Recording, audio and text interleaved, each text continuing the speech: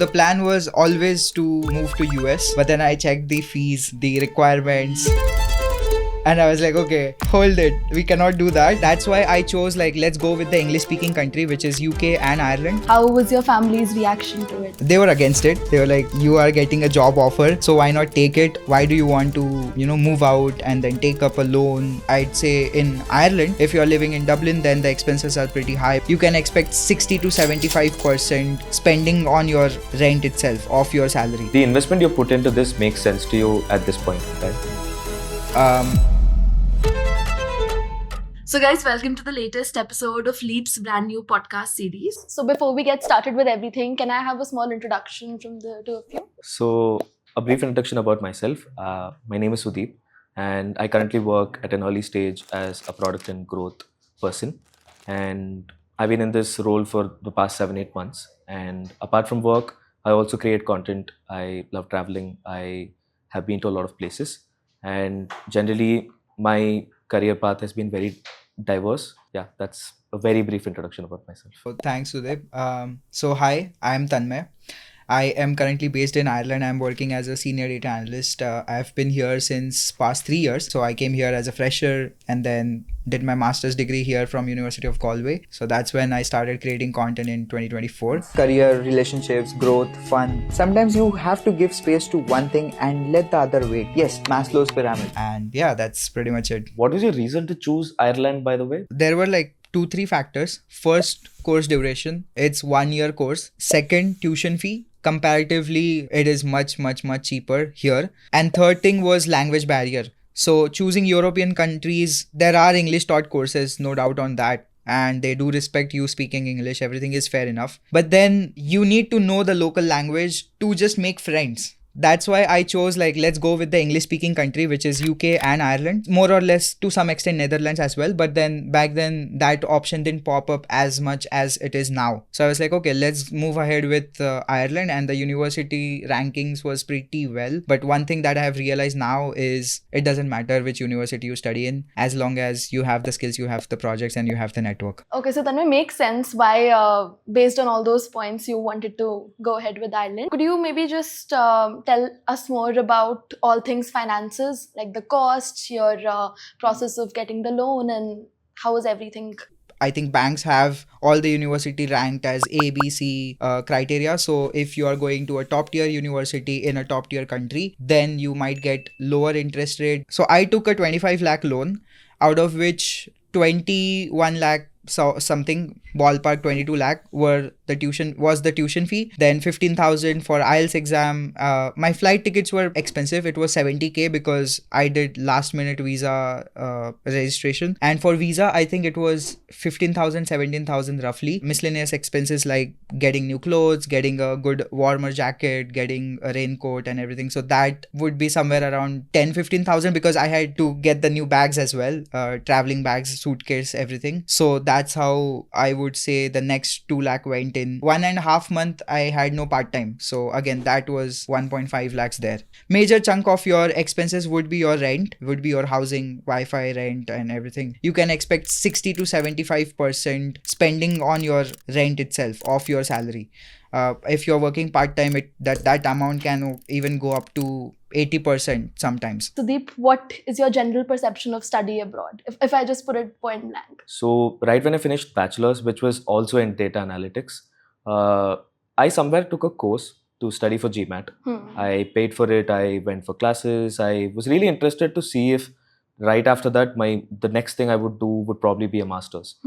But somewhere along the lines of getting placed at a Big Four through my bachelor's and all of that, I deprioritized it somewhere. I am dicey about how much I still think about going abroad.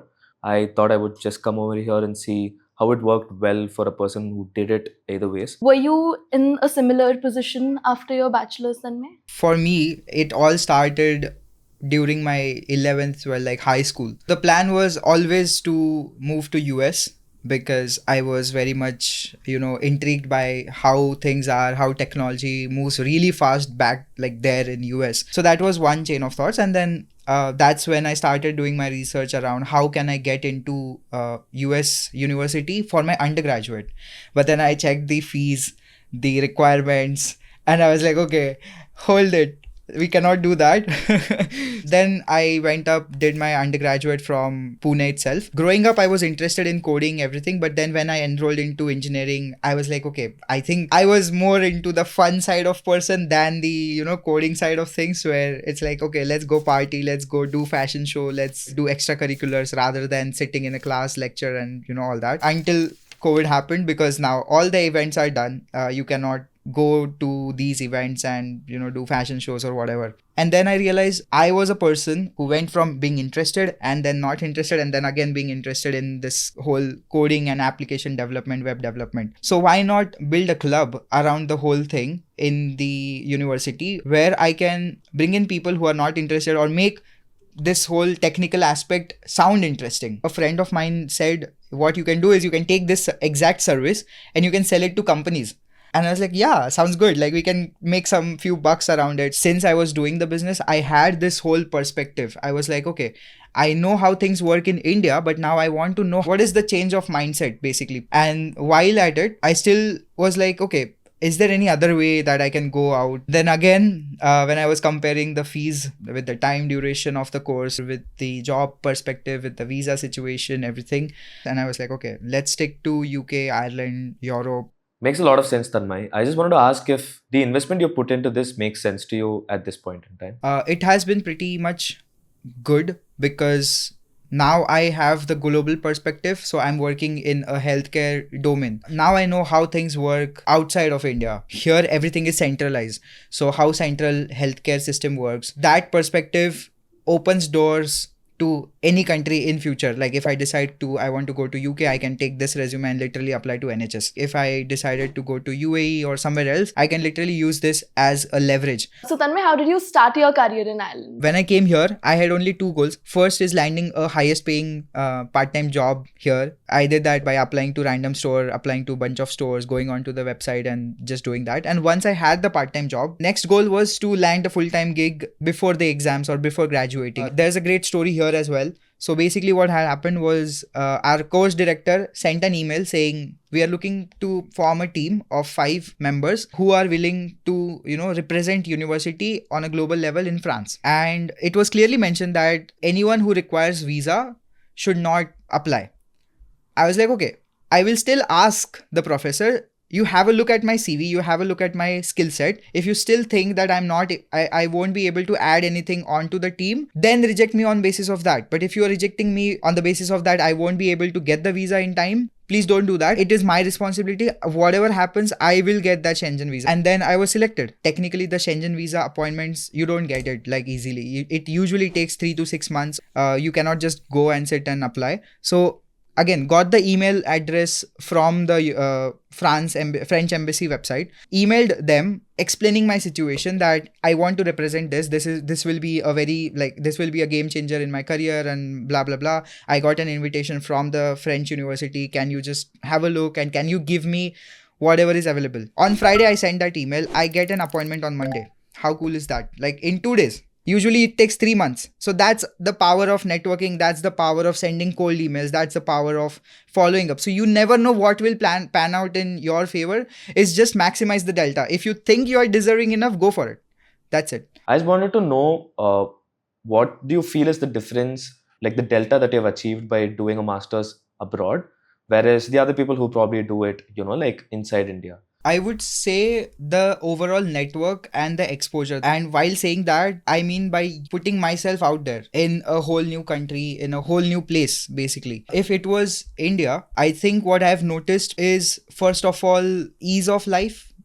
Maybe things are slightly cheaper right from scratch. In India, you probably have your own house, you have your parents. So I don't think the financial pressure is that compared to if you are moving out. Financially also, it makes you responsible to think about budgeting, to think about not just splurging around on random things. Yeah. Tanmay, I just wanted to ask how the job market in general looks like back there in Ireland as well, because in India, it does seem to be a bit dicey if you don't know what you're doing. It's pretty much the same here as well. Right now, one thing that people are struggling is getting a sponsored role. You can get in. You can anyways work 1 + 2 years, the post-study work visa.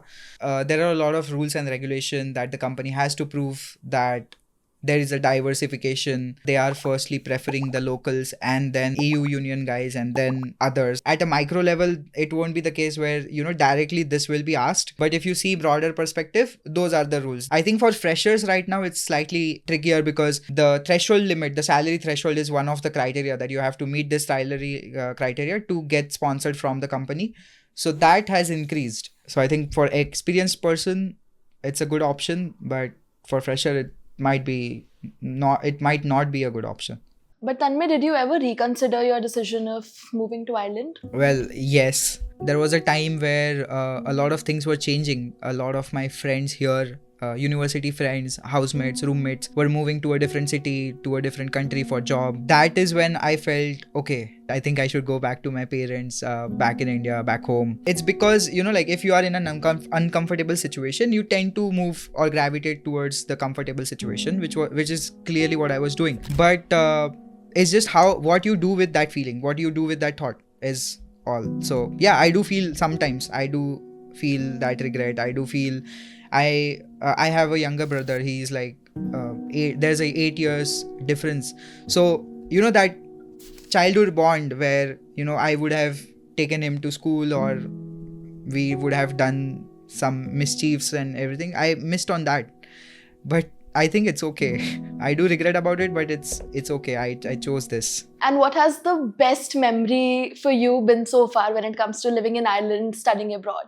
For me, it was getting my Irish license, driving license, and then renting a car and then going on a road trip. So I think that sense of freedom is what I would say is the best memory yet. So Tanmay, the road trip sounds lovely. But Sudeep, what have your closing thoughts been? Are you still on the same page? Would you be open to exploring study abroad? And what's your stance on that? I think I came in with the thought that I probably have like 5% of thought of going abroad when I came into this particular conversation. Yeah. But having listened to Tanmay and also rethinking a lot of other things, I do feel like it is a good option if people are really sure about it, just like how Tanmay said. And if that's your option, give your 100% like Tanmay said. Yeah. I think that's where all the delta lies. And I think I'll generally give it a food for thought for the next few months, probably like that. So thank you so much, Tanmay, and thank you so much, Sudeep, for joining in on the conversation. And I hope that everyone who's watching this could get more insight in making their final decision for studying abroad, and anyone who aims to go to Ireland for their masters. So yeah, thanks again.